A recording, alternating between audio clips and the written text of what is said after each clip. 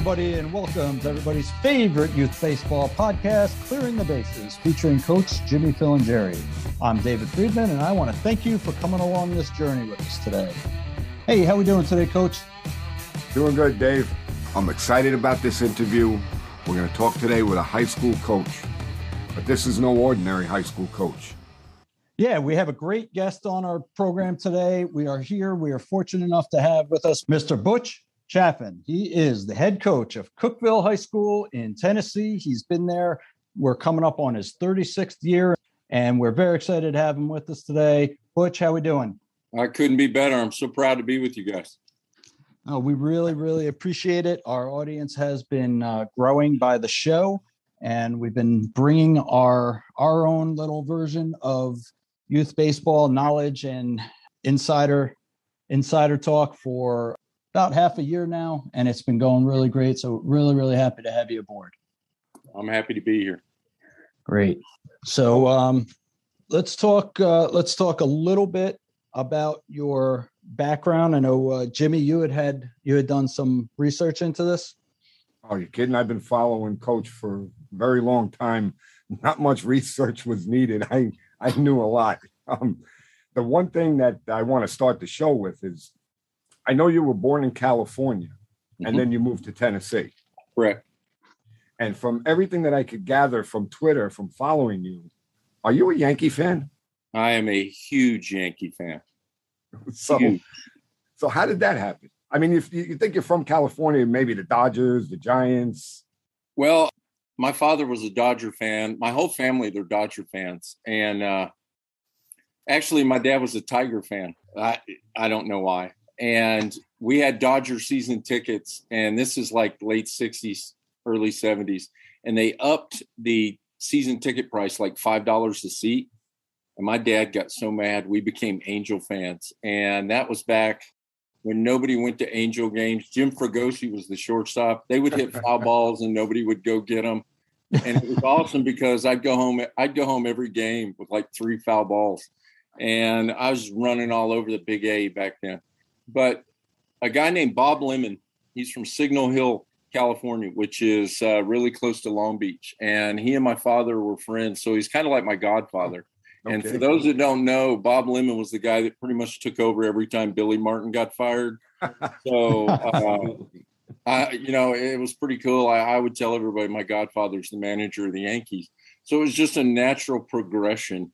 So I'm not like some, fair weather Yankee fan. I was with them in the 70s when CBS owned them and they were absolute trash. And then the boss bought them and robbed every player Cleveland had and turned them into the Yankees. So, yeah, I've been a Yankees fan for a long, long time. Well, that's, I'm obviously being from New York, I'm a big Yankee fan. And I don't know, Dave, I can't speak for you, though. I don't know what happened with you. Yeah, so I'm kind of a little bit like you, a fish out of water in terms of my sports teams. I'm born and bred in New York. I've been here my whole life, and I am a Philly fan. We've had some good runs in the last 30 years, but there's been some long dry spells in there. Nobody ever accuses me of being a fair weather fan. That's for sure. I love it. I love it when fans have a story. It's just, you rarely talk to anybody over the age of 30 who goes, yeah, I just picked him out of the blue when I was a kid. Right. There's always a story. And I'm here in Tennessee, so half our fan base here is going to be a Braves fan, and the other half is going to be, Cincinnati Reds fans. Okay. And, and here I am a Yankee fan. I'm like the outliner on the whole thing. Right. Yeah, no, that's cool. Oh yeah, that's great. Like I said, it's always interesting to be. I'm whether I go to being in New York, if I go to the occasional game where the Yankees play the Phillies, or obviously if I go down to Met Stadium, I'm always the bad guy walking in there because I'll wear my gear down there. I don't care. Obviously, I'm not looking to fight anybody or anything like that. You probably don't get too much of that hatred where you are being a Yankee fan down in the middle of the country, but I'm sure you probably have a few experiences there. Oh, my dream is to sit in right field at Yankee Stadium with all the fellas and get a Red Sox fan to come in there. That's like my dream. so we can like throw stuff at them and punch them and stuff like that. Nice. You can really tell a true Yankee fan because I enjoy a Red Sox loss probably more than I do a Yankee win. Yeah, I'm sure. I have to agree with you there. All right. So let's get into your baseball life a little bit here. So aside from being a lifelong Yankee fan, what do you think? Do you remember like what started your love with baseball? Absolutely, I do. I was like every other kid, play all the sports. Football when it was football season, baseball when it was baseball season, basketball when it was basketball season.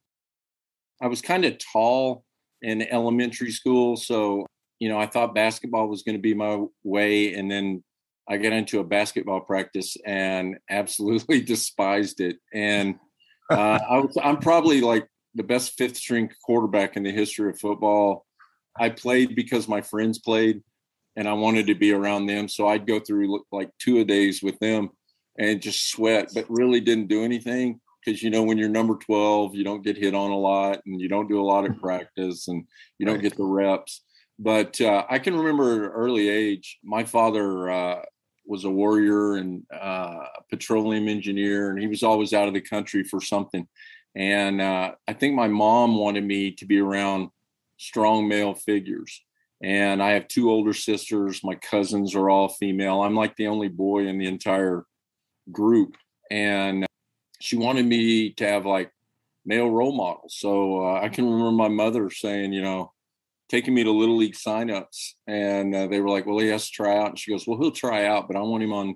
Do you have any coaches that like smoke those plastic tip cigars and listen to rock music and like spit a lot? Do you have any of those? And I ended up on a guy who was he was fascinating. He was just a country guy. And I'll never forget, he had a Vietnam green duffel bag. And at the very first practice, we were trying to figure out what position we played. Because, when you're playing in the neighborhood, you play everything. And Sure. He dumped that green Army bag. And I'll never forget seeing those black and orange shin guards, like Thurman Munson used to wear. Yeah. Those things were the last thing out of the bag, and they hit the ground. And as soon as they hit the ground, I grabbed them. And I had no idea how to put them on. He goes, oh, are you our catcher? And I was like, yes, sir. And I put them on, and I had no idea what I was getting into. So I became a catcher, and I was fascinated by it. I collected baseball cards, and I was obsessed, with the game, and watched that one game a week with Joe Garagiola on NBC. And I was obsessed with how the game worked, how guys played it. It was just a natural progression. I knew when I was 12 years old that I wanted to be a baseball coach, and I fought it. I fought it forever. And my first coaching job, I got a couple of my high school buddies when we were 16 years old. And one of the guys, his dad was president of the little, 8-year-old league. We were 16, and I was like, let's coach a team. So we convinced his dad that we were mature enough to coach the team. And we coached a bunch of 8-year-olds, and we were 16 years old, and just had a ball. And I was like, golly, this is fantastic. This is a better rush than playing.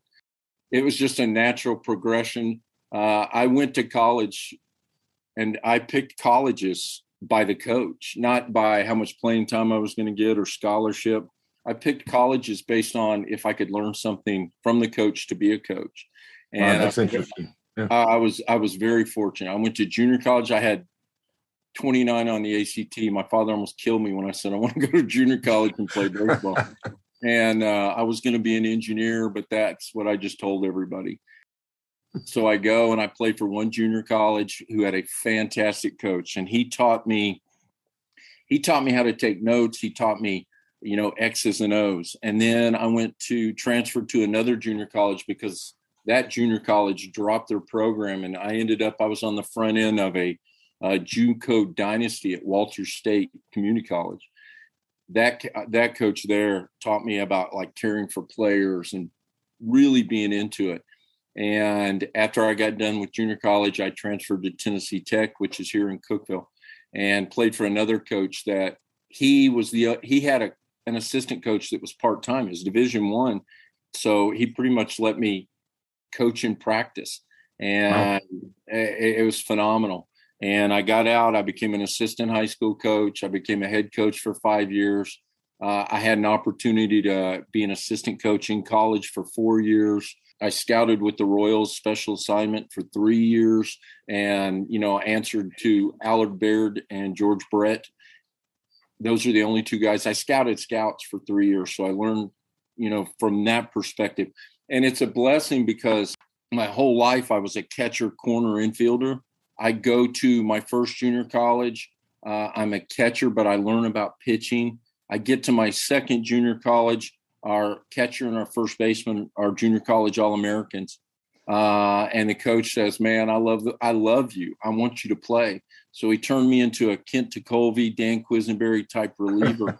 And I had never pitched before in my life. The first scrimmage we had, I walked the first guy and I balked him to second. And I balked him to third. And I balked him in. And our catcher, Alan Wilson, he comes to the mound and he goes, dude, you've got to fake it better than you're faking it. So my catcher taught me how to throw a little curveball. And I was probably like, I was 81, 83 from down under and could get a ground ball whenever I wanted. Appeared in 56 games, convinced a few four-year schools that, I could get people out. I come to Tennessee Tech. Like I said, he didn't have a lot of assistant coaches. So kind of by proxy, I become the pitching coach at a Division I, when I'm 20 years old and still get to play in the game every now and then and graduate. And so I got to learn how to be an infielder, an outfielder, a catcher, a first baseman. I learned all about pitching, the strategy of starting pitching and everything like that. It's been a blessing. When I scouted, I learned what to look for in a player and the difference between, arm slots and, character makeup and all that kind of stuff. It's my road has been well paved and it's gone in many different directions. So one of the things I heard you say was that as a coach, you consider yourself like a utility guy. Yeah. So now I kind of see where that comes from because you were used in many different spots. Right. I've been with USA Baseball for 15 years and I've done a few tours internationally with them. And one of them I was the hitting coach and one of them I was the pitching coach. So, it's been a magic ride. And, I am that utility guy and I relish the role. USA, 1 week I'll be scouting 12-year-olds and the next week I'll be scouting 18-year-olds. And then the next week I'm with 15-year-old kids. And this year, I went to 18U trials and helped pick the 18U team. It pays off. And when I see guys that are like 21, 22, 23, and they're pitching guys, and that's all they can do, it kind of hurts my heart, right. To pigeonhole yourself. And everybody's trying to find their niche. Now you have outfield guys and infield guys and catching guys and pitching guys, and hitting guys.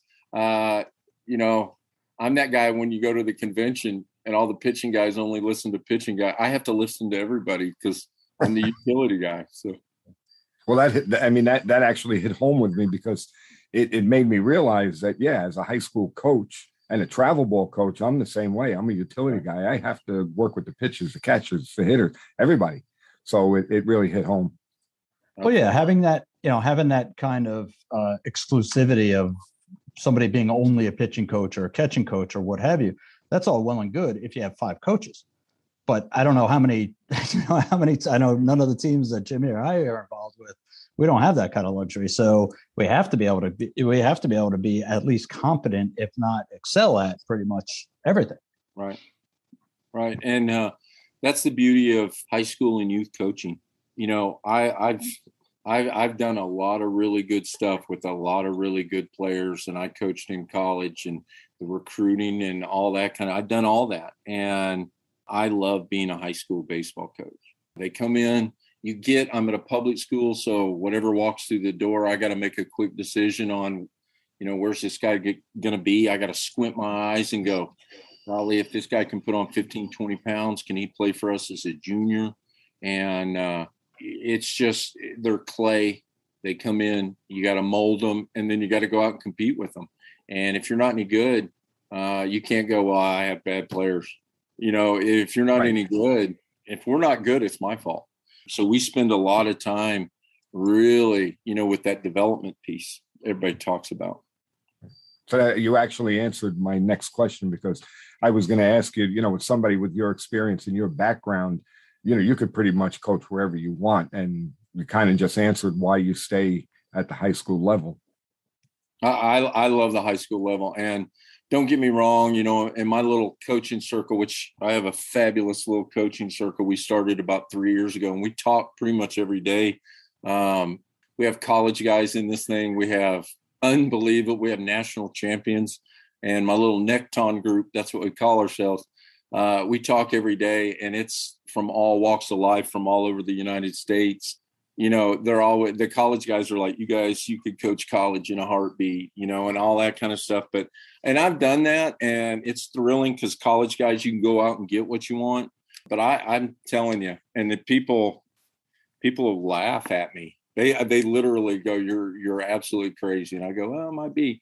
I like that. Never knowing what I'm going to get, having to work with it, having to stay with it, having to find a way to teach it. I think I'm a builder at heart and a teacher. And, I love teaching the game. I love the idea with the Nekton group that you have. It's something that, from following you, Sheetinger, Brooks, Borba, all of these guys, it's something that I look at and I'm envious of. And it's very, very difficult to start that, because I've tried it here in New York to try and get a bunch of coaches together, say, hey, let's just brainstorm so that we can all become better coaches. Very hard to do. So, I mean, that's fantastic that you guys were able to pull that off. It's very hard. And we got tired of listening to guys complain, and we formed our group. And I think our group has 18 people, and we troubleshoot.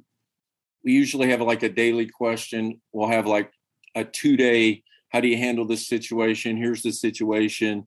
First and third, guy on first is an average runner. The guy on third's a rabbit. You got a guy on the mound that's 152 to the play. I mean, we will do stuff like that. Get pretty deep. And at the same, and then the next text, you're ripping on somebody. You're making fun of them and imitating each other. And it's a sanity group more than anything. And our thing is, we call ourselves guardians. We're guardians of the game, and we're trying to spread the word. Hey, be a guardian of the game. Knock it off with the umpire. We all get hot tempered and we'll bark and say things, but knock it off with the umpire. Let's show these kids how you're supposed to do it. At the end of the game, even if you don't like the other coach, you shake hands with him. You tell him he's got a good team. Spread the word, and let's be the example and let these guys see this, because our youth, good, bad, indifferent, they watch TV and they see bat flips and they see fights and they see all this stuff, and those guys are pros. But I remember trying to emulate professional baseball players also, and not that those guys are wrong, but those guys are getting paid a lot of money, so they got skin in the game, and we have skin in the game, but it's a different kind. And, I want my guys to see coach has a healthy relationship with these coaches. And it's okay if you get into a game and you compete, and you get after it and you try to beat that guy. And after the game, you can shake hands. And I tell you, it's hard, especially if you lose.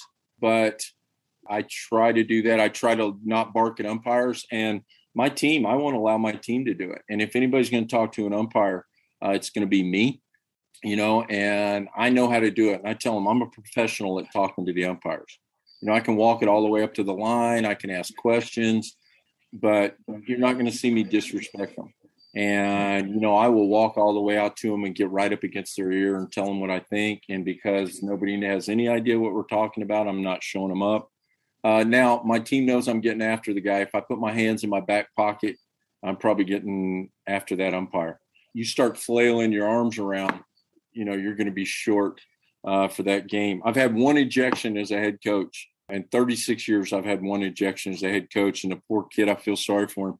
He was a 22-year-old umpire. He was a 22-year-old umpire in the district championship, and he just blew a call. I mean, he just invented a call.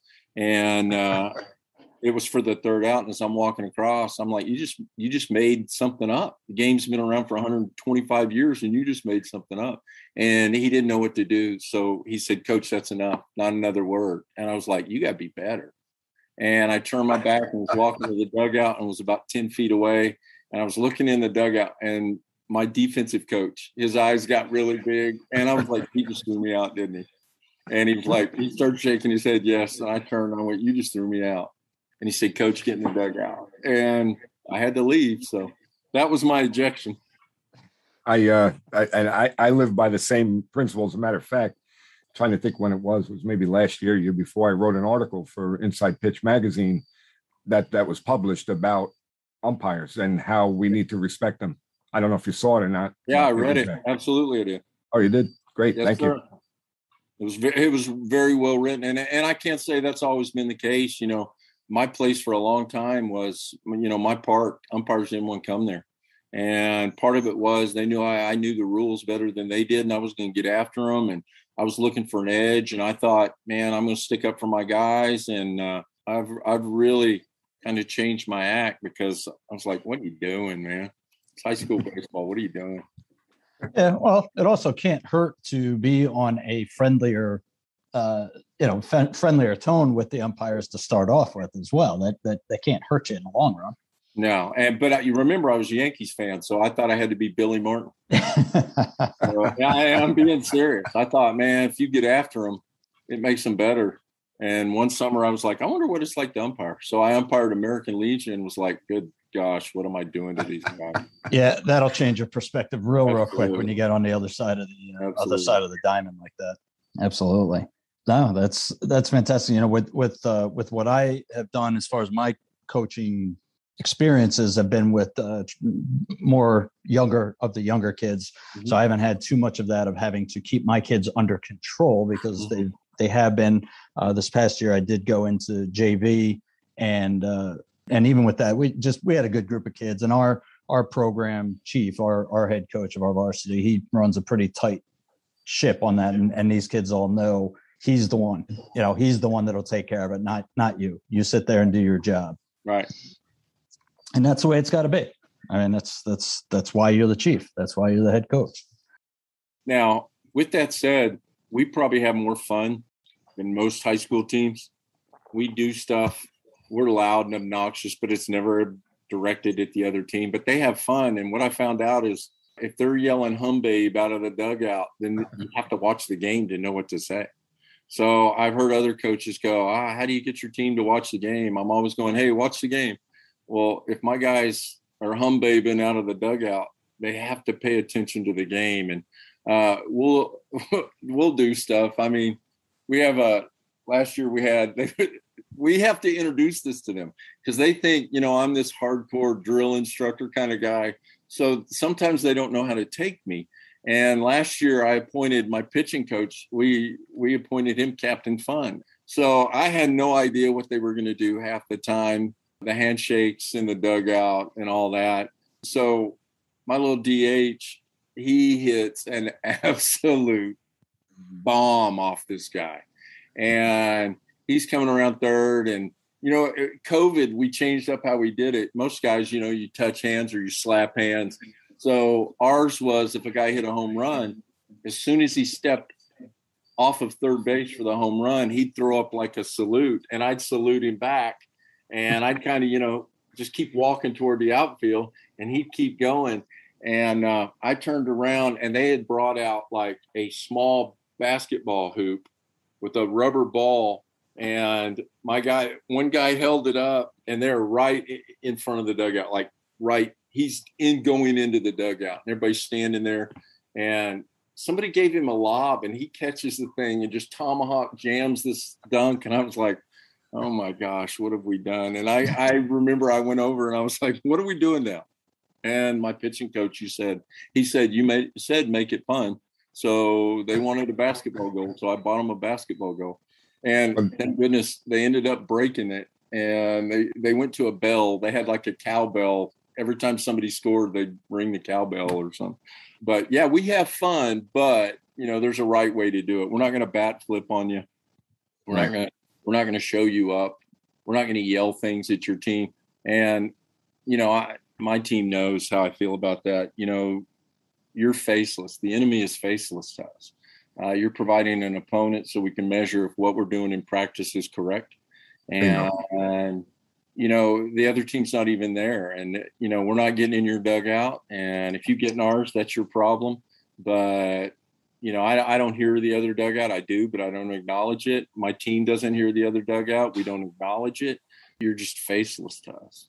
That's interesting. I had that happen to me this summer. We were playing against a team, and the opposing team, they had at least 6 coaches in that dugout. Mm-hmm. And as all you heard was every pitch, they were barking something, and the kids were barking something.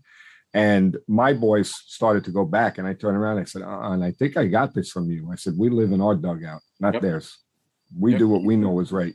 Keep your head in your own dugout. Don't worry about the other team. And I'm telling you, I'm a realist. If anything, I'm a realist. And, there's the team. We were playing a team this year, and there's no love lost between our two teams. None. 0. And they have a player get ejected, and this kid is next to the dugout on the other side of the fence. The umpires can't see him. And, he was saying very unkind things about me. And I could hear him, and I knew, I was like, I got to live by my own rule right here. I'm not acknowledging this. He's an 18-year-old kid, 17-year-old kid. I'm not even acknowledging this. And, we proceeded to throttle him like 19-1. And there you go. I really enjoyed it. There's no better way to get back at another team than to beat them. That's, you can talk all you want, but at the end of the day, look at the scoreboard and see, that's where you get your satisfaction from. Right. And we're going to play by that unwritten code. But if you're calling me really bad names and you're not respecting the game, I'm going to try to destroy you. And that may be wrong, but stop me. Play defense, put it on the ground, stop me. Right. They were capable of stopping me, but their coach kept making bad decisions. And, I'm a guardian of the game. Yeah, well, makes sense. One of the things that I think is important that our listeners should hear is that you work out your freshman, your sophomore, your juniors, and you work them all out together. And I love that idea. So explain how that works and why you do it. Well, I just feel this year I have 12 seniors. And, everybody who makes my team, you make my team as a freshman, you're on it. You have to prove your value. Now, when you become a junior, you automatically bump up to the varsity. I'm not going to play a junior, senior on a JV team or anything like that. You may not play in any, but you're going to get a varsity jersey. So it's up to you to show your value. And instead of waiting for the coach to put you in, I've got a couple kids now that one of them's a pitcher. And I said, do you want to play in games? And he was like, yes, sir. And I went, then you need to develop the best changeup you can possibly have. And so the kid's been working for a year and a half, and he's pretty good at it. And now he's going to find his way into games. But as far as practicing them all together, we just found out I have 12 seniors. So I have 12 seniors and 6 juniors. And so I have 18 assistant coaches that know everything I'm going to teach. And it's good for them because I see them teaching the young kids. I'm telling you, my heart just is full when I see my first team high school All-American shortstop teaching a 14-year-old spastic shortstop, glove angle, glove position off to the side. And we get that every day. And it's a big part of our culture. We're not going to bully kids. We're not going to haze kids. We're not going to look down on kids. The first assignment my seniors have is they have to learn every freshman's name. They can't practice until I line up the freshmen and they can name who they are. And we bring them out, and all the freshmen are sitting in there in front of their lockers, in front of their nameplates. And I'm like, all right, name them. And they have to name all the players. And I'm like, all right, you're good. You can practice. Many times we won't hit together, but we'll do all the defensive stuff, all the team stuff. We will do base running together. When it comes to the hitting portion, the varsity guys will hit on the field. Our freshman JV guys will go to our indoor, which is right next to our field. It has 3 batting cages in it, and they'll hit in there. If we do some kind of simulated game or coach pitch game or something like that after batting practice, they will come back out. Many times, twice a week, they play defense for our BP. And that allows us to put a group on the bases, a group bunting, a group hitting, a group at third base, reading balls off the bat, things like that, because they're doing all the shag work and the defensive work. And at the same time, they are getting in real live defensive work. They're getting ground balls, fly balls. They're getting sinking line drives. They're getting balls over in foul territory. They're getting toss spin ground ball, backspin ground ball. They're getting backhands. So we mix them in, and we found out that it kind of accelerates what we're trying to do. And our whole thing, my number one thing is I get what I get. And I can't put 25 pounds on a freshman in 6 months and him be a varsity player. I can't do that. Right. We try to be smarter than the other guy. But our big secret sauce is we try to rush the maturity of the player. If I can get a 14-year-old act like a 16-year-old and a 16-year-old act like an 18-year-old and an 18-year-old act like a 21-year-old college player, the maturity part of it, not the physical part of it, but the maturity part of it, the learning part of it. I can get that to happen. I think good things are going to happen to the team. Yeah, I always tell my travel ball players, and with my travel ball, I coach 13, 14-year-olds. And I tell them from the beginning, we're coaching you two age groups up. So if you're 14, I'm coaching you like you're a 16-year-old for the same reason. I don't want you to be in a position where you're competing at the 14U level. I want to prepare you for your 16U level. Right. So it's kind of the same principle. And we've been big on classroom for a long time. And everything I teach every day, pretty much every day, they get a handout. And I've broken everything we do into a one-page document.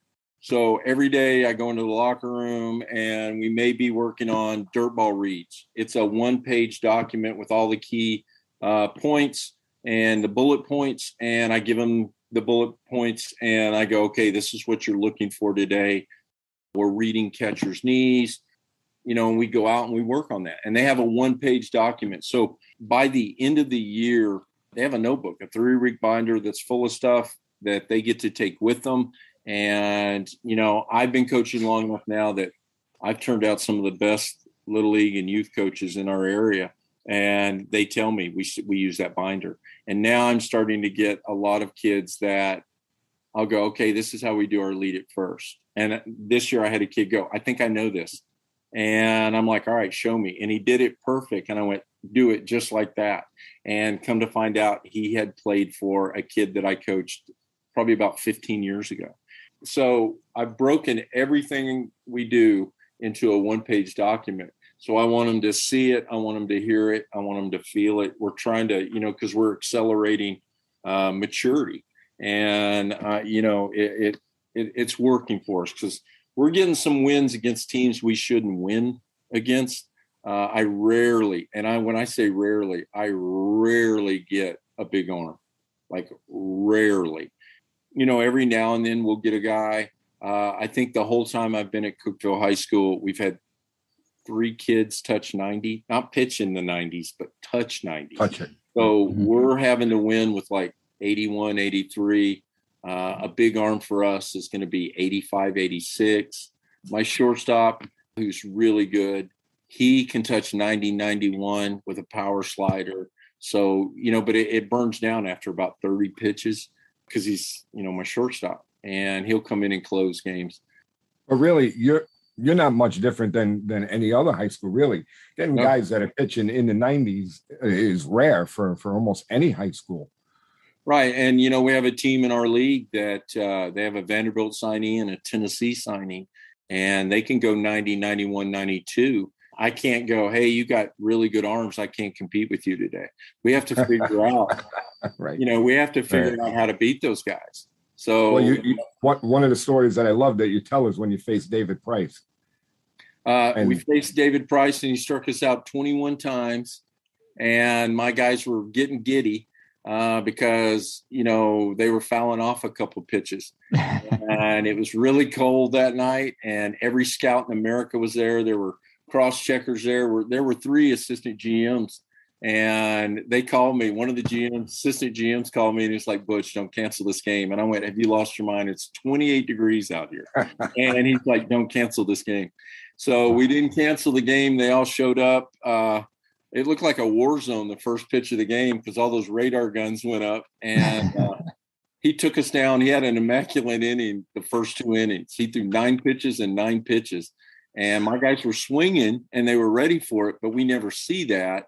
So, we were struggling. And then they started fouling balls off. And I was like, "Guys, run his pitch count up." They're not scoring either. A lot of people, don't realize my guy in that game kept doing just spinners and changeups. And he had 16 strikeouts. So it was a really quick game. And then we ended up winning it 1-0 in the 9th inning. Wow. They're finding a way to win it, right? It was a hit by pitch, sack bunt, 48 hopper through the 6 hole, and there was no way I was stopping that guy at third. I have a couple things. I love the direction of the conversation. We talk on the show. One of our primary focuses is on youth development, obviously the youth baseball podcast. So we talk about developing players, and obviously at the high school level, a lot of what they're going to do is baked already. So I was curious if you have much of a presence in terms of your local leagues, whether it's Little League or Pony League or Cal Ripken or whatever. Do you try to work with them much at all? I've seen the total evolution of it all. And my town is located on Interstate 40, halfway between Nashville and Knoxville. And sadly enough, we don't have leagues anymore. All the kids that play baseball are on little travel teams. They pick a weekend, they go and they play their 7 games in 2 days or 3 days. And it's become a good thing, but it's a terrible thing for the game. My first year as a head coach, we had like 135 guys try out for baseball. And this year was a banner year. I think we had 18 kids try out that had not been on the team before. The year before that, we had 12. The year before that, we had 12. So, I'm not getting a lot of kids try out anymore, but what I am getting is the kids trying out are good quality baseball players. But do you think that you're not getting a lot of kids trying out because they're opting out of high school ball to play travel ball, or there's just not enough kids that play baseball? No, there's just not that many kids that play baseball anymore. And I think it's in a lot of places. Now, with that said, I hang out with the 12U national coach, RJ Farrell, and those guys, that staff, Brian Madsen, Wes Brooks, all those guys, Seth Kinney in Chicago. Those guys are really good, and I'm seeing really good 12-year-olds, and I'm seeing really good 11-year-olds, and I'm seeing really good 13, 14, 15. Baseball's in a really good place in our country. It's just not open to everyone like it used to be. There's not a lot of sandlot going on. There's the leagues, the local rec leagues are dying. Right. I think, and I'll say it. I'll say it, and I'll tell you what I think. I think local rec leagues are dying not because there aren't players. I don't think anybody wants to spend the time and coach kids like when I was growing up. My little league had, I think, 16 teams in it, and all 16 coaches, none of them had kids on the team. And now, Jimmy, Dave, if you find a coach that doesn't have a kid on the team or a relative or something like that, that's rare. And, it's usually one of the kids' dads. And, you're talking about those 6 coaches. I guarantee all 6 of those coaches had a kid on the team. And then what happens is the kid leaves the team and the coach leaves the team, and now the team falls apart. When I was growing up, the dude worked at the electric department. He showed up in his khaki uniform with his nameplate on and coached a game with his electric company hat on. And he had been doing that for 34 years with the same team. And he went and watched Little League, so he knew how to draft for his 14-year-old team. And there's just not a lot of that. I think there's a shortage of coaches, to be honest with you, instead of a shortage of players. I agree with that 100%. Yeah, one of our earliest shows, and I think to date it's still our most downloaded show, was about what's wrong with town baseball. And we were doing some brainstorming on what steps they could do to try to make a comeback, because the way it's been going, and we still have one. Jimmy and I are we live in the same town here, and we still have a league, but we know it's been shrinking continually. And it can't sustain itself as is. You get down to the point, if you only have 3 teams for a league, obviously that's not much of a league there. I think also, and not to blame anybody, but I'll go ahead and blame. I think kids are enamored with gear and uniforms and things like that, and parents have egos, and they think there's this fear of missing out, this FOMO, that if they don't go to this showcase and that tournament, that their kid won't be seen, which is an absolute myth. I'd like to go worldwide, nationally, and go, if your kid can play, somebody knows about it. And you don't have to mortgage your house to get your kid, a 20% scholarship to, a Division I school in the middle of no place. If you can play, and trust me, I spend pretty much, when I'm not doing my high school team, I'm watching film and I'm watching video of guys that are eligible for Team USA. And trust me, there are no secrets out there. Right. You're not going to be driving through Oklahoma and find Mickey Mantle or Johnny Bench. If there's a kid that can play, I just look in the database and I can see if he can play. And if I see a kid that can play, I put him in the database. But I write his name down. I let somebody know. There are no secrets with social media anymore. I think kids are killing themselves because they're putting bad video on Twitter. And I'm like, oh my gosh, who told that kid to put that swing there? That's a gross swing he's got going on. I'm not going to reply to it. But I'm glad that you said that, because I thought I was the only one that thought that way. I look at some swings, I'm like, you put that on social media? Yeah. And there's a lot. There's a lot of people that, it's like I tell my guys, don't go to a showcase because you're going to show, and you're going to show the bad with the good. And as an evaluator, I was taught to scout. When you see a guy, you break him down and you find everything that's wrong with him. And the guys that have fewer things wrong with them are probably the better players. But, if you walk in and you get in the box and your toes are pointed out, and you're holding the bat over here and down low, and you're probably going to have a gross swing. And, as a USA evaluator, I've got maybe one at bat to judge. Yeah. And if you don't know which end of the bat to hold, you're probably killing your own cause right there. Yeah. I don't know how much of it has to do with the kind of the death of the local leagues and only playing in these showcases and things like that. But the kids that are coming through are maybe from a talent level of a higher quality, obviously.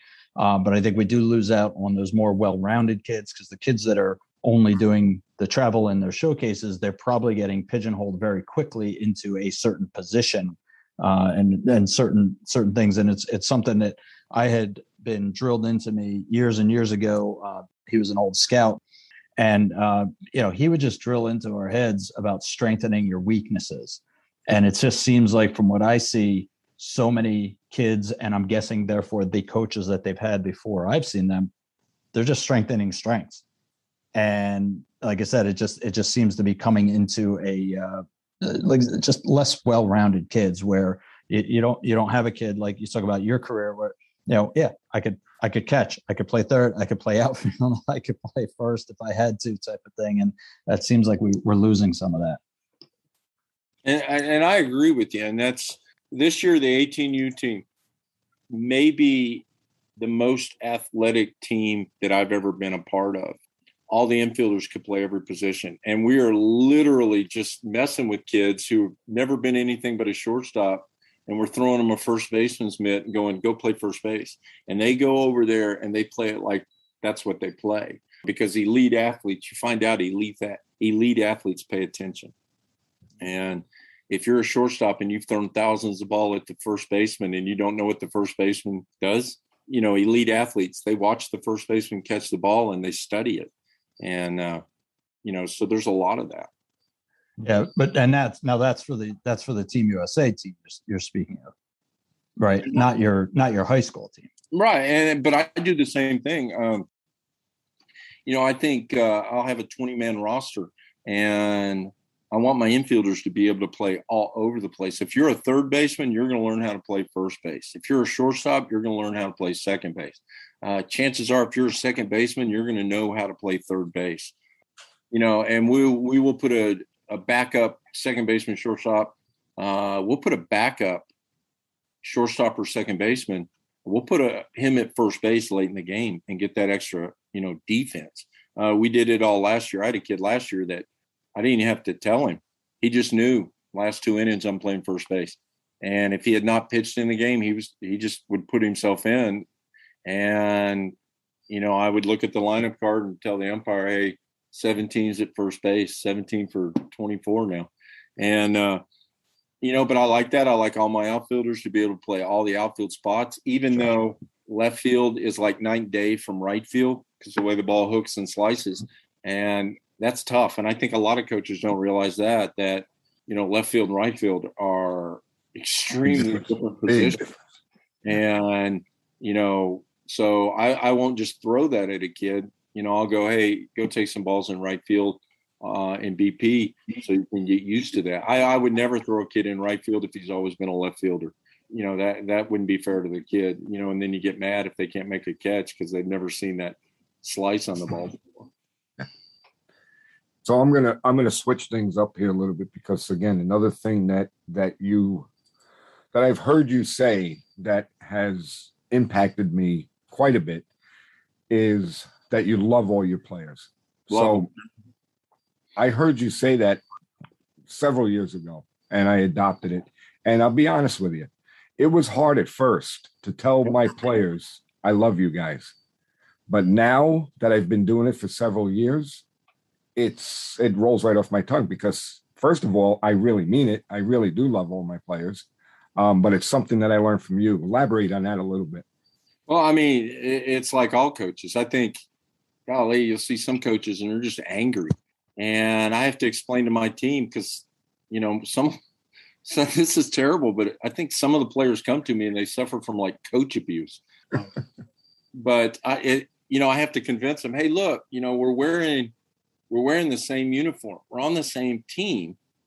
I'm just the coach. You're the player. And, once they grasp that, the hardest thing you can do as a coach is convince a 14-year-old that you love him and to get him to say it back. And it's just like first time you said it to a girl, you're like, hey, man, you have a good weekend. Love you. Love you too, coach. They'll do that. And I'm like, what? I didn't hear you. And they're like, love you, coach. And then my seniors say it. They say it like, we've been dating for years. They're like, I'll say, hey, Rags, love you. And he'll go, love you too, coach. And they text it to me. I text it to them. And there's a bond there. And if you ride with me for 4 years, golly, you are family.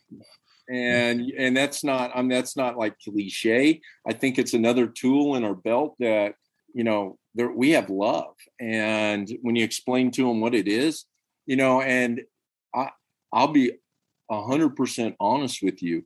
I have 3 daughters. I have 31, 28, 20. And boy, it took them a while to understand what kind of love I had for my players, because we would get in arguments or something like that, and I would ground them, and they'd be like, you love your players more than you love me. And I'd be like, well, sometimes. Right now I do. Yeah. I'm not having to ground one of my players. But, in all honesty, I'm sincere about it. And I now coach for the last several years. I coach the way that I would want to coach me. And growing up, my second junior college coach, he was a player's coach. He would ask our opinion. He cared about us. We would go fish at this lake that was, near his house, and he would leave poles out for us. And I didn't realize that was love. And I thought that was the coolest thing. And I think someplace along the line that if a coach or manager was labeled a player's manager, that was a bad thing. And, Many was soft. Yeah. It meant he was too soft. It meant he was too close and he was soft. You're right. Yeah. And that's a good point, Dave. And yeah, make one more. I think, guys, if you ask my players, they would say, yeah, he's players coach. He's looking out for our best interests. He wants us to have great gear. I spend a lot of time planning what their gear looks like so they'll want to wear it. But at the same time, you ask my players who's in charge, they will not hesitate. They'll tell you who's in charge. And go ahead. No, I was just going to say, but what I found out by letting them know that you love them and that you care for them, and that, I mean, I always use the term with my players is that I'd run into a burning building for you guys. That's how much I care about you. But it makes it easier when they understand that you do care about them. It makes it easier to be tough on them, believe it or not. And I don't know the way I see it, because Absolutely. if I'm being tough on them, they know, well, coach is doing it because he loves us. And I think you can't just go, hey, I love you guys, and then scream at them and go, but I love you. You can't do that. My guys know that when I'm getting on them at practice, I'm getting on them, the player. I'm getting on Jimmy, the player, not Jimmy, the person. Mm-hmm. Now, will I get on you as a person? Absolutely, man. If you're packing a D in Algebra 2, I'm going to find some hide and I'm going to take it. And that's me getting on Jimmy, the person. You're better than that. You're better than that. I know you can do better than that. Your parents expect more. I expect more. But if you boot a ground ball, I'm probably going to go, hey, tough break right there, because that's a physical error. But if you throw to the wrong baseman, that receiving baseman is screaming 3-3 and you spin and throw 2, I'm probably going to take some more hide, but I'm taking the player's hide. And once they understand that, which that's a tough concept for parents. I coach hard and I don't disrespect my players. And I don't cuss but I will get after you in a way that makes you feel small. And some people, in this day and age would go, oh, that's bullying.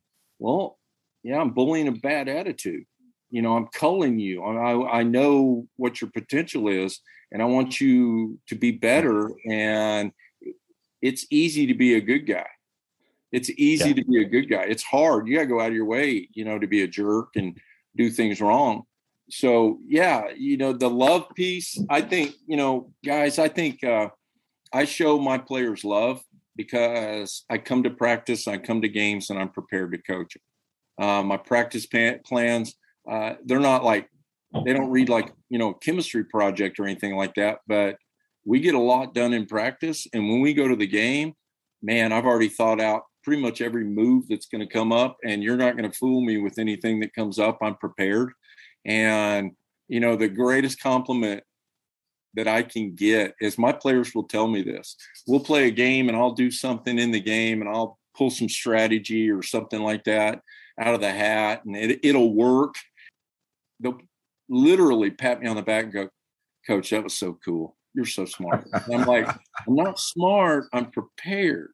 This is what I do. I love this game, and I want to be prepared for stuff that you do, because coaching, whether you're coaching Little League or you're coaching in the pros, coaching is make a move, counter a move, make a move, counter a move, recognize a moment, a hinge moment where the game hangs in the balance and I got to make a decision.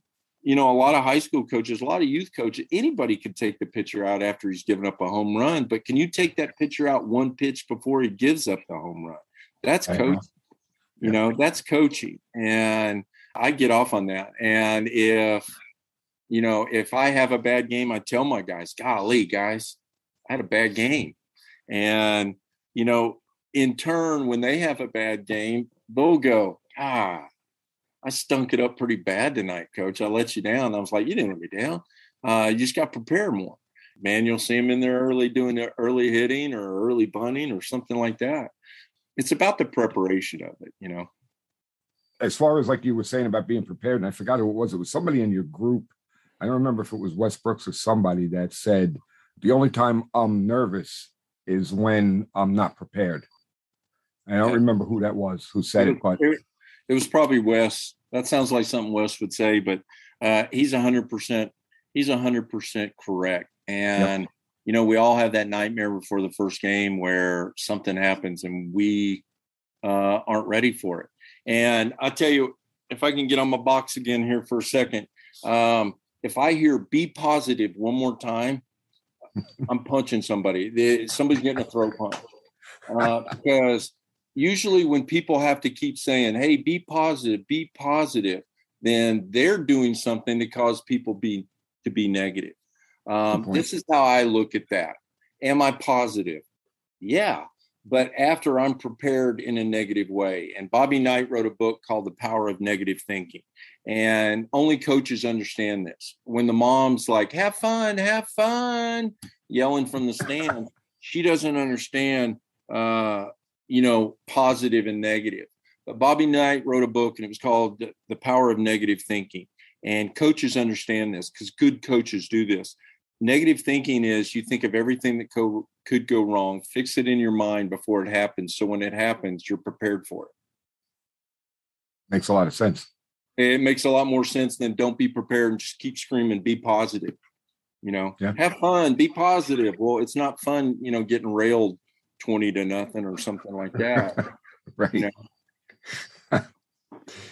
So I had caught a clip that you had put online, or they had put online at Coaches Insider a couple of weeks ago, and I wanted to have you go through that about making sure your players are all in, and how you as a coach can work on that.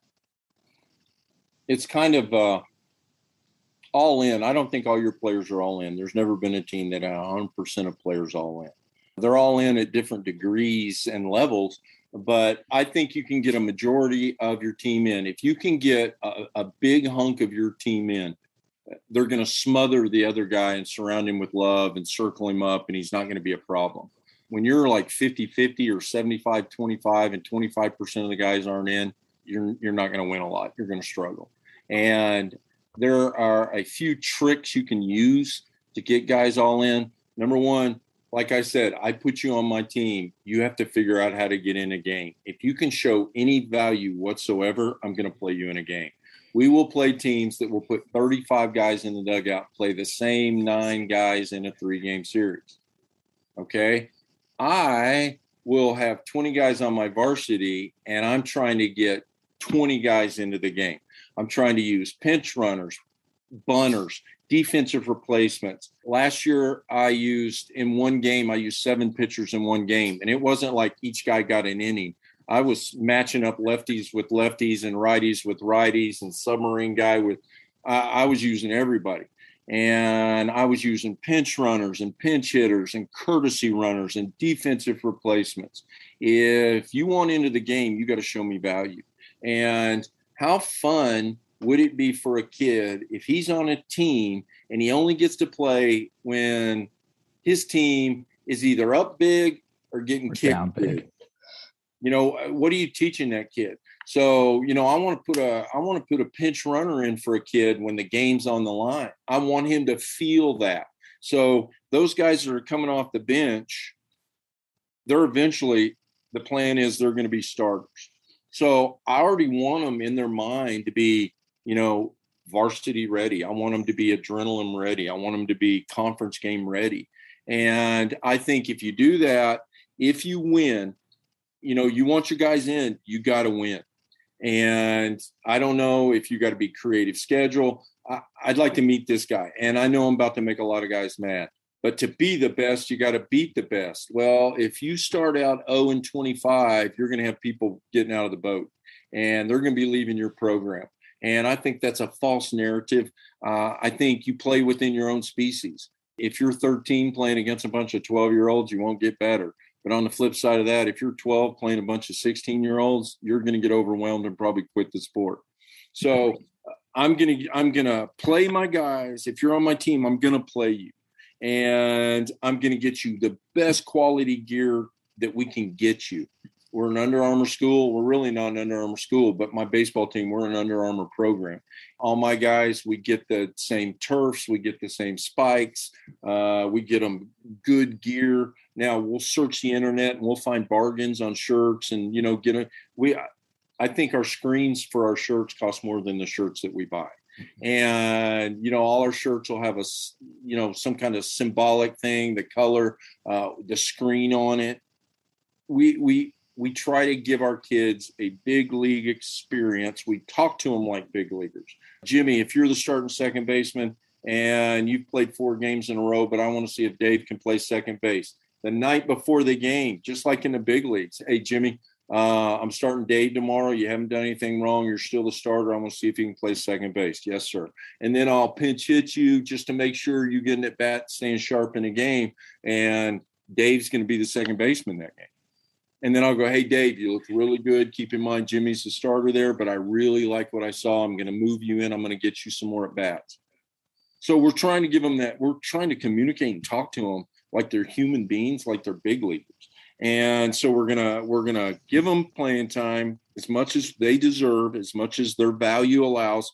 We're gonna get them good gear. We're gonna coach them up. We're gonna make them feel like family. We're gonna show them love, and we're gonna practice them really, really hard so they learn the game. They know the game, so situations don't scare them. You know, I'm not saying we do it right, but I know the quality of the animal that I get, and I know my formula. I also know that I put a lot of guys in college playing baseball, and I've never had a college coach tell me, wow, Butch, you sent me that dude. He didn't know anything about baseball.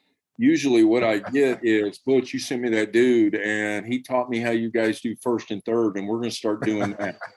You know, and I get, hey, coach, this conditioning, this weight stuff, we have guys falling out after a mile, and I'm beating guys, you know, by 3 minutes in the mile and stuff like that. And, you know, that's part of that mentally tough, because these kids are going to go on and they're going to do great things, and it's probably not going to be in baseball. And, I've coached 4 Navy SEALs. I had an embassy guard of Japan. And when an embassy guard of Japan tells me that there are protesters and rioters, and he kept his cool because he remembered how he used to have to keep his cool at practice and in games, and I taught him how to control his anger. You know, that makes you feel pretty good. Pretty good. Absolutely. That's fantastic. Yeah. Going back to what I had said earlier about, you know, your freshmen, sophomore, junior, seniors working out together, that's got to help that scenario, because they've done so many repetitions of doing your first and thirds and doing your bunt defenses and all of that. I mean, that's why I love that idea. And I don't know many high schools in our area that do it that way. I don't know, Dave, do you? Again, because I hadn't been in the coaching game at this level for very long. I just started back up this spring as a JV program. I know our program worked over the winter basically together, but that was more of a matter of necessity because we just don't have the space, because obviously the basketball team is in the gym and the volleyball team's in the gym. So they crammed everybody kind of together. Once tryouts were done and we all tried out together initially as far as that. And then once the varsity team was picked, then it was left to us as far as who was going to stay on JV. No, we never practiced. We never saw the varsity kids again for the season. We do it that way. I mean, our freshmen, they practice by themselves. My JV team, we practice by ourselves, and the varsity practice by themselves. We're trying to build alpha males. And when those freshmen are 14 years old and they're little puppies, and my seniors are alphas, and they're taking charge and they're communicating and doing stuff like that, it can be very intimidating. So, you know, I need to footnote this by saying this big love fest that I'm talking about, hey, if they're all practicing together, eventually, seriously, what you're going to end up with is you're going to end up with a 6'4", 240-pound first baseman and a first-team high school All-American shortstop and a freshman second baseman. And that second baseman's going to screw it up. And he's got to be prepared to feel the wrath of me when he screws it up, because he's watched it a dozen times. And I tell him, hey, when you feel like you got it, get in there. But be prepared. You're going to get coached hard. So when you get in there, you better know what you're doing, or somebody could get hurt. And when they get in there and don't know what they're doing, I just rip skin and let them know it. You'll see the shortstop or the big dude. They'll just kind of grab him by the shirt, pull him back, and go, it's all right. He's just loud. He barks all the time. He doesn't mean anything by it. Just get in there. This is what you need to do. And again, that's part of the process. Yeah. I was going to say, I think we all have our moments. I mean, I know that I'm basically the same way. I mean, I'm not barking constantly, but you don't do what you're supposed to do, and most of the time it's a mental thing. Then I'm going to be on you, and my players know it, and they actually expect it. Oh, geez, I did that wrong. Where is he? Well, mine also know that I'm not yelling just to yell. Right. I'm yelling because I'm frustrated because we've gone over this 1,000 times, and I'm not attacking you, but I can't just say, hey, okay, let's take a break, get some ice cream, pizza party. This is, for the 2 hours we're doing it, it's life and death. And we're not putting all this time in just so some kid can go freelance and be a bandit, do whatever the heck he wants to do. One of the hardest things that we're going through right now is we're trying to teach kids how to field ground balls, and they've been fielding ground balls. If you're 15 years old and you've been playing since you were 8, you're a 7-year veteran of how to field a ground ball. So you should be anyway. Right. And well, they've been doing it wrong. And I have a thing, and no offense to anybody, but we talk about it pretty much every day about how everything you learned in Little League was a lie. Swing hard in case you hit it, stand on top of the plate. You field a ground ball with your hand flat on the ground. We talk about, we put our fingers, a hand angle. We field ground balls like that, not like that, because that's the heel of the glove, and that's a bad part of the glove. So, they really struggle with trying to field a ground ball with proper, wrist bend and hand angle. And it can take anywhere from a year to 3 years to learn how to do it. And I can tell you, I'm going to interrupt you there for a second, because I had a player this last spring, probably one of the most talented athletic kids I've ever coached. I mean, just an athlete. And he's a shortstop. And what you just said, he's booting balls left and right. And I'm like, why is this kid booting balls? And I'm looking, and I paid more attention. And yes, he was laying his glove flat on. And I went over to him and I said, let me ask you a question. I said, you're 14, 15 years old, whatever you are. Nobody ever taught you to point your fingers down towards the ground and come through the ball? So he looks at me, he goes, no, coach, never heard that before. And I'm like, well, now you have. I said, so now we're doing it. We talk about wrapping your hand in a $400 dead cow, and you put the worst part of the cow trying to field this 5-ounce ball that's going, 80 miles an hour, 85 miles an hour off the bat. And when it hits that, it's like hitting a wall. And we want to use the good part of the glove. And as they progress, they come to me and they field ground balls like this. Now, and I'm not kidding, my shortstop hits 640 in a tough league. He is a boss of a baseball player.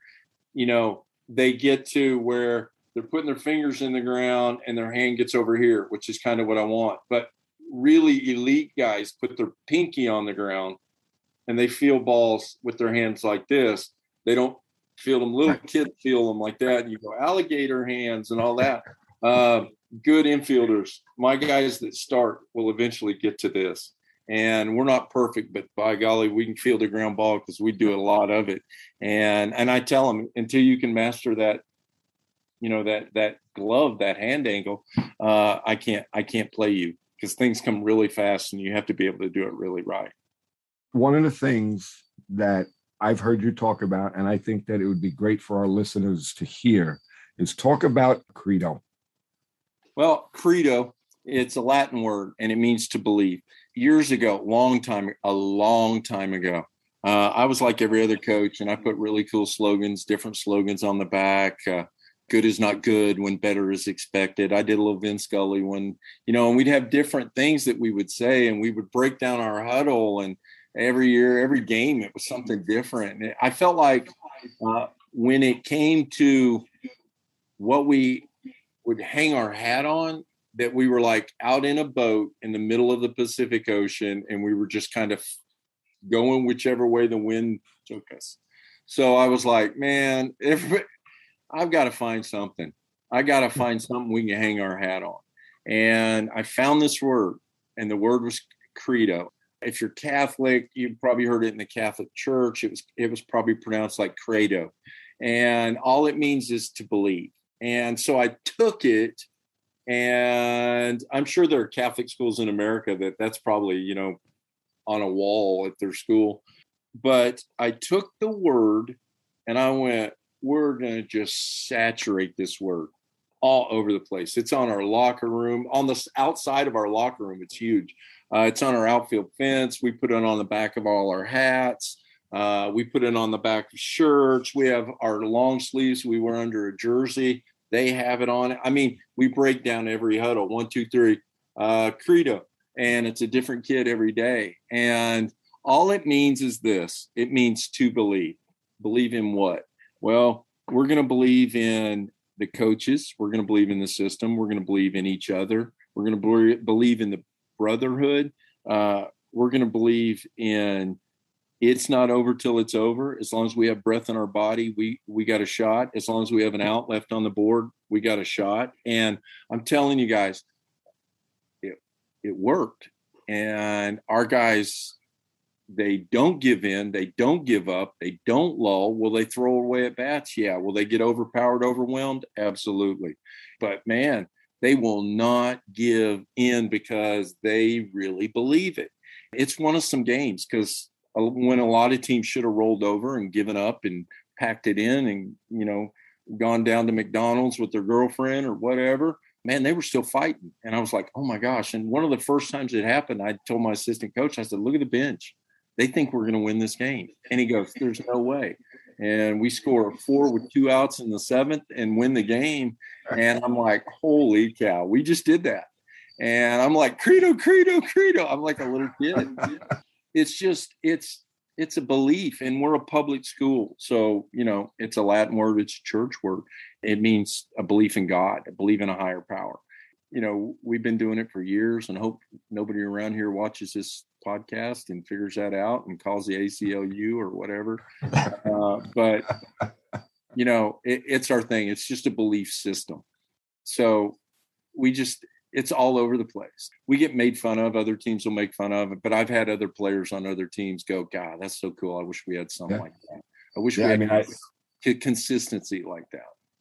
Yeah, and I mean, like I've heard you talk about it, and that's why I thought that it would be a good thing to bring up to here. And, you know, I do coach at a Catholic high school, so, you know, I might be able to steal that from you. Steal it. Make them believe it. Remember what Springer taught you, Jimmy. Give them credit once, then it's yours. Yep. Yeah. I mean, I need to add this also that when I started as a head coach, it was a gift. I was gifted a team by my high school head coach. And I thought, this is amazing what he's doing for me. He waited to resign in like January of the school year. So they had no choice but to make me the head coach. But he also waited to resign when the team didn't have a lot of good players. He gave me the job, but the cupboard was bare. And I remember thinking coaching was scheming. Coaching is teaching skill.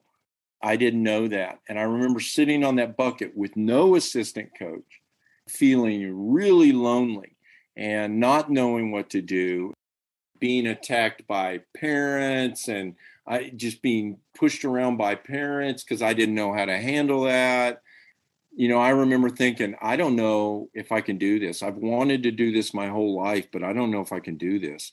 Sitting there just feeling lonely. And the next year, I recruited in the school and I found a 15-year-old kid who wanted to be a manager just so I would have somebody. He was like, what do I do? And I went, you sit on the bucket next to me. And he goes, well, then what do I do? And I went, nothing. Don't get off that bucket. Just talk to me. If I ask you a question, just talk to me. So he was like, well, how do I prepare? And I was like, you watch every Atlanta Brave game you can find. I would sit there and go, you think we ought to pull this guy out? And he goes, I don't know, coach. He's still throwing strikes. They're just hitting it. You know, so I had to learn how to decode what he was saying.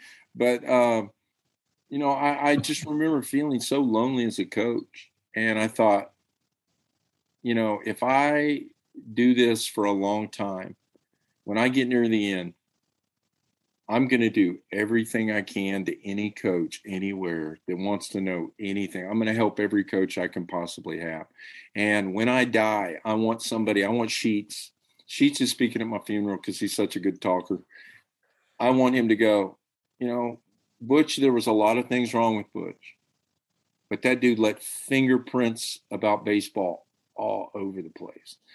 It's such a great game, and it's allowed me to travel in places and meet people and Last week I was hanging with a couple guys that they're my boys.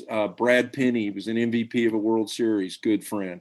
LaTroy Hawkins pitched 21 years in the big leagues. Nick Punto, Jack Wilson, those guys played in Denny Hawking. Those guys played in the big leagues, and they're my friends. I have so many good people I've met in baseball, and all my friends are coaches. And, I don't, in my hometown, because I've coached here so long, I've cut a relative of everybody in this town probably. So I don't have like a ton of friends. I really don't in my own hometown. Because, 50% of these people, they don't like me, and 50% of them kind of like me, and 50% of them, they have to like me because I'm coaching their kid. But coaching is such a beautiful thing. It can be stressful, and, it can make you lose your hair. But it's a beautiful thing, and it's a beautiful game. And to all the coaches that are still listening to this, know why you coach. And, it's like Sheets says, know your why, know why you're there, be there for the kids, the good ones and the bad ones. And the bad ones need you probably more than the good ones do.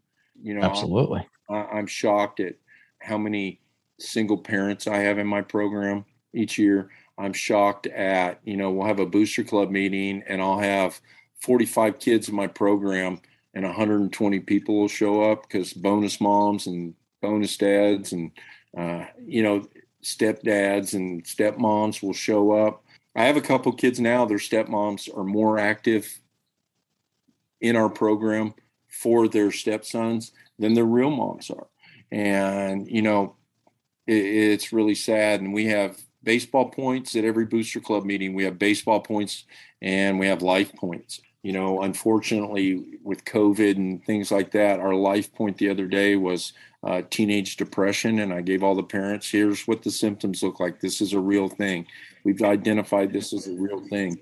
They're going through this at different degrees, different levels. But, it breaks my heart when I see a 16-year-old kid that doesn't have a lot of hope. I'm hard. Again, I am hard. And if I bring my players on here, and I said, okay, I'm going to walk out of the room. You talk to my players. I'd like for you to do that. I'd like to bring on some of my players and you talk to them without me in the room. I'd like to know what they say because I know what they're going to say. Coach is hard on us, but no man loves us more than him. And I've had players go. I had a player defend me in front of his mom because he didn't play in the first two games, and she was on me, and she kind of caught me off guard and got me after a game, and she let me have it. And I walked in, and I was like, "Are you kidding me?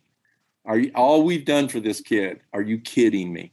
And I said, "I'm talking to him." So I called him in, and I said, "Hey, man, this is what your mom said to me." And he looked at me and got tears in his eyes, and he goes, "Don't worry about it. I'll handle it." And he came to my classroom the next day and was like, "Coach, it's handled. Don't worry about it."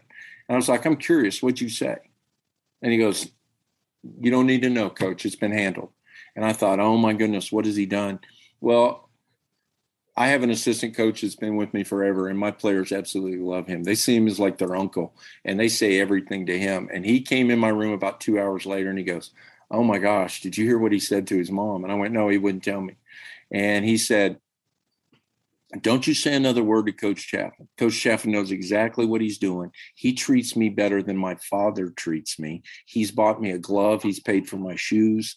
He's done so many things for me that you have no idea. Don't you say another word about playing time. If I sit his bench for the entire year," and he was one of my he was captain. He was a leader. And he said, "If I don't play an inning, it's worth it." Wow. And I was like, whoa, holy cow. He heard what I've been saying all this time, but it's just to all the coaches that they coach Little League teams. They don't have to. They can go home and be with, my daughter sacrificed more than anybody, but Little League coaches, golly, can you imagine if we paid Little League coaches what we pay big league managers? How good the game of baseball would be in our country. Yeah. If baseball coaches ran our country, how good our country would be. Yeah, absolutely. Yeah. Yeah. One of the things that you touched on that I've found through the years that's remarkable to me that I kind of never understood until I would say within the last, I don't know, 5 years or so. And I've been coaching probably for about, I'm going to guess it's about 17, 18 years. I find it remarkable how much guys like you, and like you mentioned, Sheetinger, and, you went down the list of names, Springer, who came on the podcast. Outstanding man. What's that? He's an outstanding man. Good baseball man. Oh, he was fantastic. And to hear you guys talk about how much you want to help other coaches, that to me was remarkable. Once I learned that, I found it to be very remarkable, because I always felt that guys, number one, had too big an ego, and number two would, hold that stuff close. Wait a minute, I'm not giving out my good stuff, but it's not the case. And that to me is remarkable. And I thank you and all of the guys that do that, because you guys have made me a better coach. Well, a day without learning, if you're not learning something and that's so cliche, but golly, man, I want to learn. If there's a better way, I want to find a better way. I don't want to make it hard. I think I have a gift. And, Dave Webb and Tanner Vesley, they're at Corona del Sol in Arizona, and Steve Dinneman and Jeff Sherman. Jeff Sherman's at Marcus in Texas and all those things. And we talk every day. Those guys have told me, you are a master of taking something and make it really simple. And I was like, have you ever seen, what I coach? I have to make it simple. I have to take complex and make it simple, which if I'm a little league coach, I'm going to take baseball, which is complex, and I'm going to make it super simple. But with that said, and again, if my guys came on there and you said, what are some words that you hear him say all the time? What does he say? They would say, focus, learn, details. It's all about the details.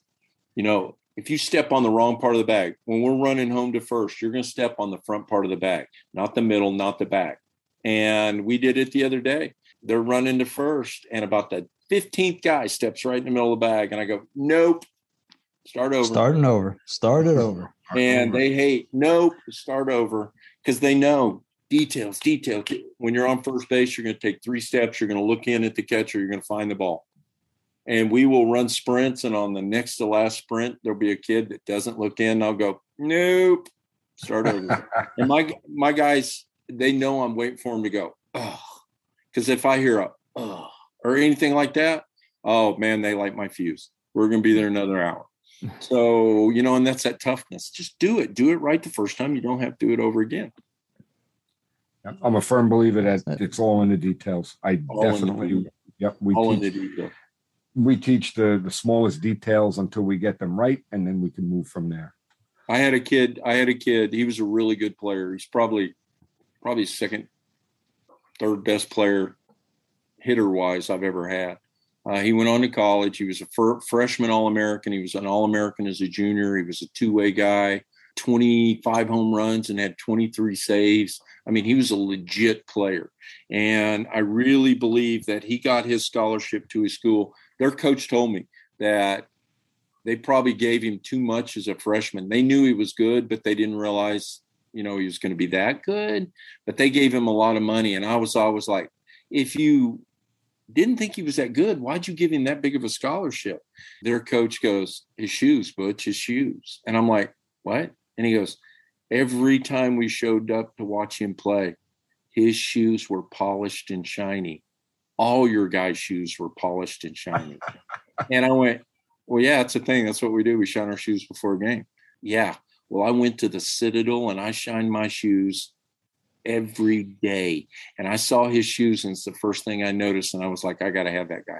He can play and he pays attention to details. So by paying attention to details, this kid got a full ride to college, a legit full ride, not like that where the dad says it's a full ride. Right. He got 100% scholarship to go to college because the coach had played at Citadel, which is a military academy, and they had to shine their shoes. And he said, I showed up and all your guys' shoes were shined, but like his were the shiniest.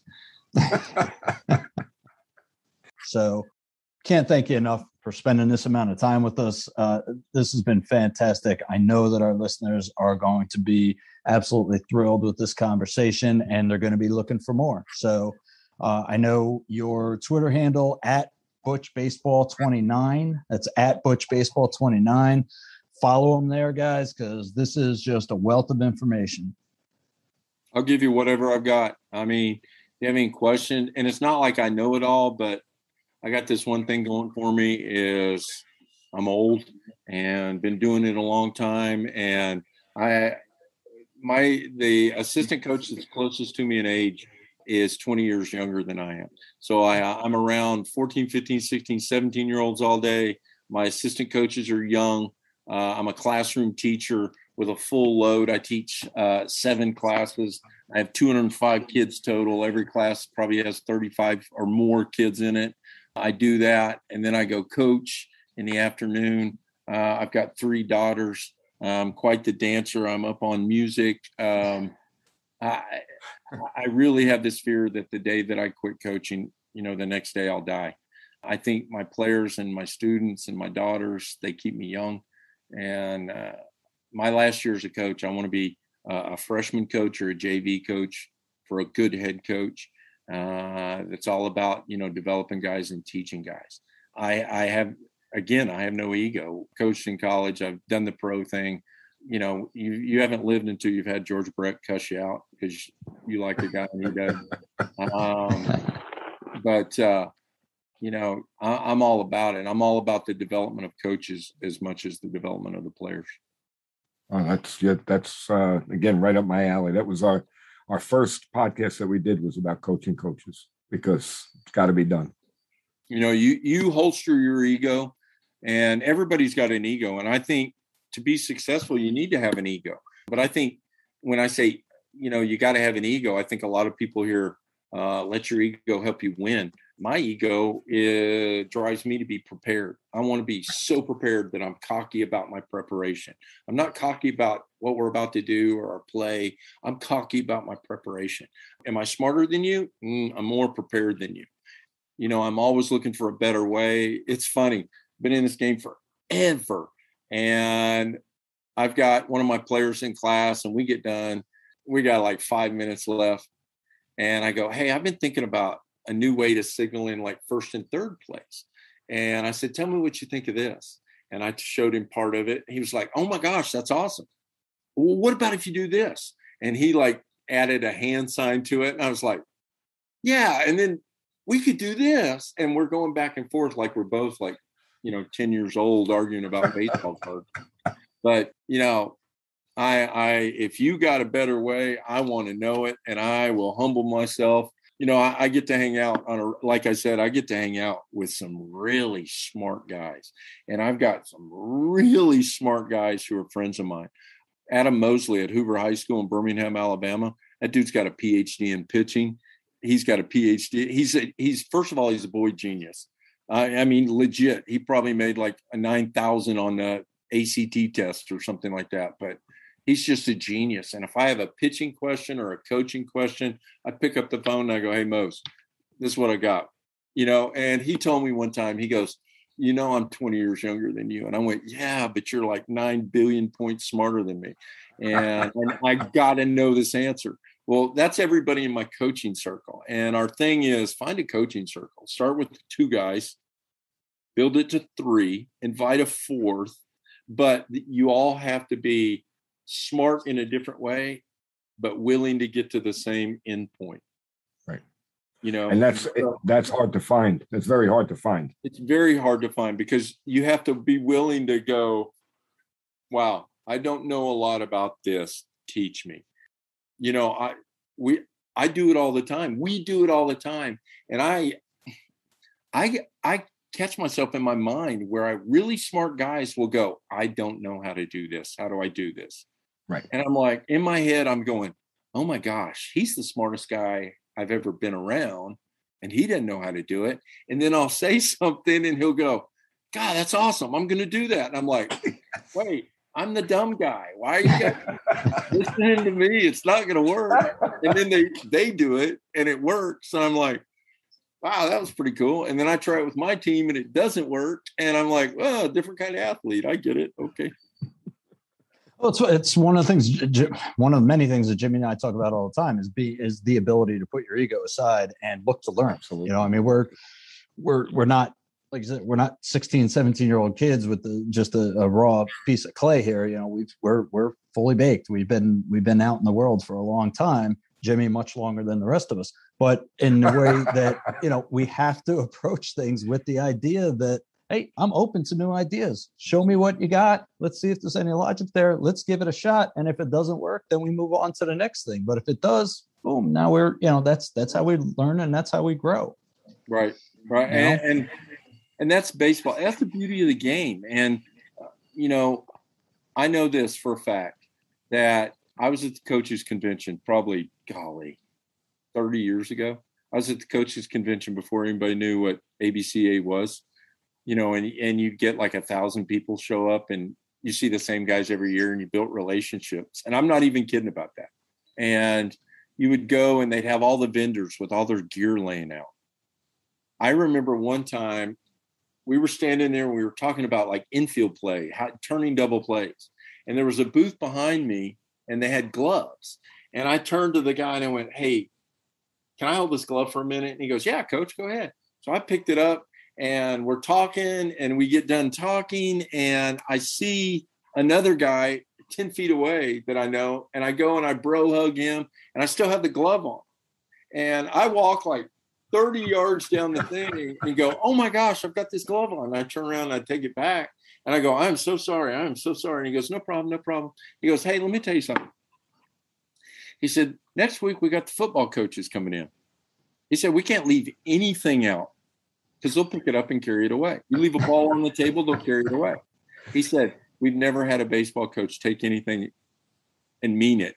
He said, like what you just did, that happens to us all the time, but we don't chase you down because we know you're going to bring it back. Bring it back. And I went, are you serious? And he goes, yeah, baseball coaches are different. Wow. So that'll wrap it up with our special guest this week, Butch Chaffin. And he is, again, the head coach of Cookeville High School in Tennessee. And he is at Butch Baseball 29. That's at Butch Baseball 29. Reach out to him on there. You follow him on there and he will interact with you. He loves to hear from his people. And he's just a wealth of information. So really appreciate you coming on with us this week, Coach. And, have a great season. I appreciate it. And it's been my pleasure. The grassroots of baseball are where it's at. And if we don't keep teaching kids the right way to do it, and, not like regimented right way, you can have fun, but we got to teach, the foundations of the game. And hopefully, we get guys like you and guys that listen to this show, man, they go out there and they stand when it's wet, when it's cold, when it's hot, and they teach kids the right way. Yep. Well, I want to thank you for coming on the show. And I also want to leave the door open for having you back in the future. Sure. Yeah, this was a great conversation and I'd love to keep it going in the future. Sure. It's baseball. It's what I do. Okay. That's it. Thanks, Coach. All right. Thanks, Coach. No problem at all, guys. I appreciate it. And that was our conversation with high school coach Butch Chaffin. What do you think there, Jimmy? Well, in the beginning of the show, Dave, like I said, we were going to interview a high school coach, but this was no ordinary high school coach. And now I think everybody sees why Butch Chaffin is not an ordinary high school coach. No, you just don't find people with his, not only his number of years experience, but also just the depth that he can get into in so many different topics when it comes to developing youth players. He's a fantastic guest, and I look forward to having another conversation with him down the road.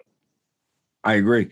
And it's not only the number of years that he's been doing it, it's the places he's been and the national teams that he's coached. And there's a lot to the man. And I think that we only scratched the surface, and hopefully we get him back and we'll do continue the interview. Yeah, that sounds great. So, and just to reiterate, I want to let everybody know, Butch is available on Twitter. He's at ButchBaseball29, and you can get all of his nuggets of information on there. And also want to thank everybody, in addition to thanking Butch for coming on with us, I also want to thank everybody for listening. Our listenership has just been growing and growing every show. We cannot tell you how much we appreciate it. That's how this whole thing works. So continue to rate and review and share the show with your friends and your teammates, because we think we're doing something pretty special here. The feedback we've gotten has been fantastic. You can reach out to us. It's at the CTB Show on Twitter. That's at the CTB Show. You can reach us via email at clearingthebases@gmail.com. Again, give us a shout. Let us know what you think. Let us know about some future topics you'd like to go over. And if you have any interesting guests that you think would fit for our format, we're open to that. We're looking to continue to get some good guests on. I think every week, every show that we do, we've had somebody with a little different take on things, and it's been great. So in closing, I'd like to tell everybody, as we always say here, there's only the two things in life that you can control. It's your effort and your attitude. Go into everything with a positive mental attitude, PMA. Put 100% effort in, and good things will follow. Final thoughts, Coach? I just want to thank everybody for listening, and just remind everybody, people don't care how much you know until they know how much you care. Thanks, everybody. We'll see you on the next show.